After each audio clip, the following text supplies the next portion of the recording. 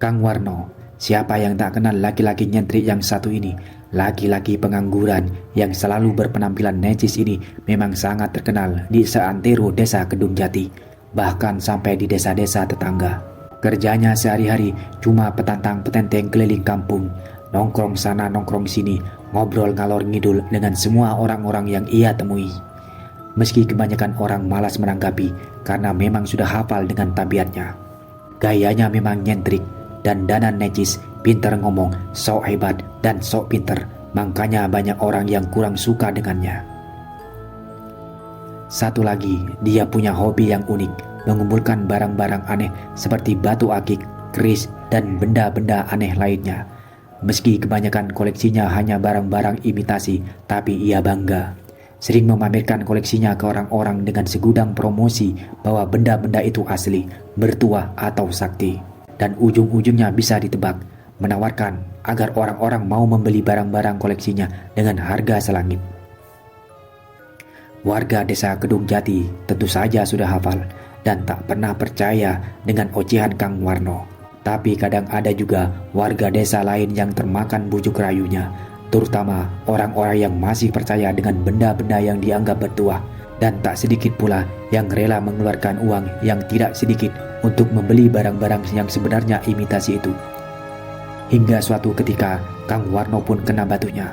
Berawal saat dia menemukan sebuah boneka kecil aneh berwajah seram di area Tegal Salahan.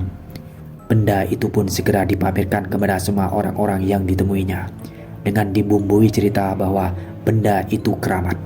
Ia dapat dengan bertirakat dan bertarung dengan jin sakti penjaga benda itu.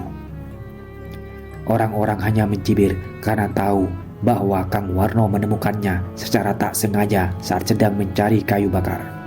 Semua juga tak yakin kalau itu benda keramat, karena hanya sebuah boneka kayu kecil yang meski berbentuk menyeramkan, tapi bagi mereka boneka tetaplah boneka.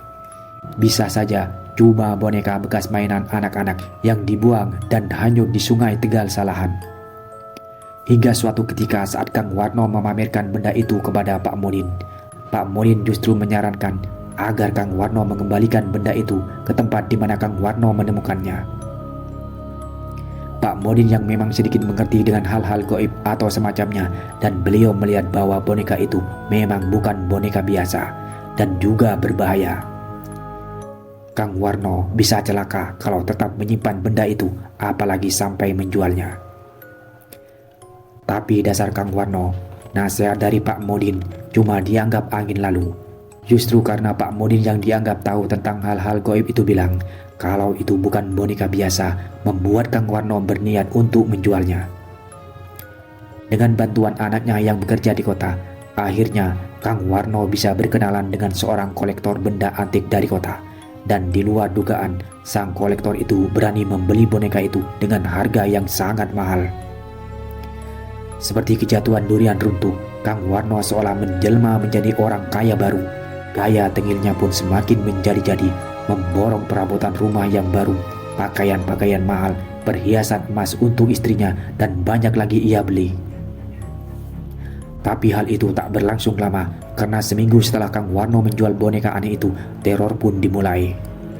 Yusumi, istri Kang Warno, diteror mimpi-mimpi aneh dan menyeramkan selama beberapa hari. Dalam mimpi itu, ia seolah-olah dikejar-kejar oleh seorang kakek-kakek berwajah seram dan diancam akan dibunuh. Selain itu, rumah Kang Warno juga tak luput dari teror. Setiap malam, pintu yang diketok-ketok, namun saat dibuka tak ada orang. Suara langkah kaki yang berjalan mengelilingi rumah, namun saat dicek ternyata juga nggak ada orang. Kang Warno juga sering mendengar suara kakek-kakek memanggil namanya dengan suara serak dan lirih. Tapi saat keluar rumah juga tak ada orang. Bahkan anak bungsunya sering menangis tanpa sebab setiap malam. Hingga akhirnya Kang Warno jatuh sakit. Awalnya cuma masuk angin biasa, tapi makin lama makin parah. Sempat dibawa ke rumah sakit, tapi tak kunjung sembuh juga. Sampai sebulan kemudian, Kang Warno hanya bisa tergolek di atas tempat tidur tanpa daya. Jangankan untuk duduk atau berdiri, bicara pun sudah tak mampu. Segala upaya telah ditempuh dari dokter, orang pinter, kiai, sampai dukun telah mencoba mengobati, Tapi hasilnya tetap nihil, hingga akhirnya Kang Warno pun mengembuskan nafas terakhirnya. Kabar duka pun menyebar. Semua warga Kedung Jati berbondong-bondong ke rumah duka. Ya, meski semacam hidupnya almarhum merupakan orang yang menyebalkan, tapi di saat ditimpa kemalangan, begitu orang-orang segera lupa dengan sifat tengilnya. Ada cerita aneh saat acara pemakaman.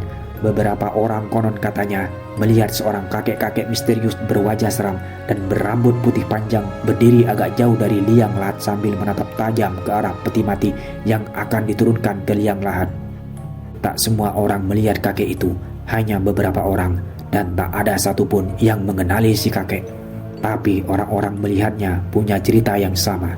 Si kakek menimang boneka kecil aneh berwajah seram di tangannya. Banyak desas-desus menyebar. Ada yang bilang Kang Warno mati tak wajar, menjadi tumbal dari boneka aneh yang ditemukannya. Banyak juga yang bilang bahwa boneka itu sebenarnya adalah jenglot yang memang sengaja menampakkan diri agar ditemukan oleh orang-orang yang mau mengambilnya dan menjadikan orang itu sebagai tumbal. Karena makhluk yang bernama jenglot ini memang dikenal sebagai makhluk ganas yang haus darah. Entahlah, saya yang waktu itu masih kecil kurang begitu mengerti. Bahkan saya juga tak tahu seperti apa sebenarnya bentuk dan rupa boneka aneh itu. Apapun itu, semoga almarhum Kang Warno mendapatkan tempat yang layak di alam sana, diampuni segala dosa-dosanya, dan diterima semua amal ibadahnya. Amin. Al-Fatihah.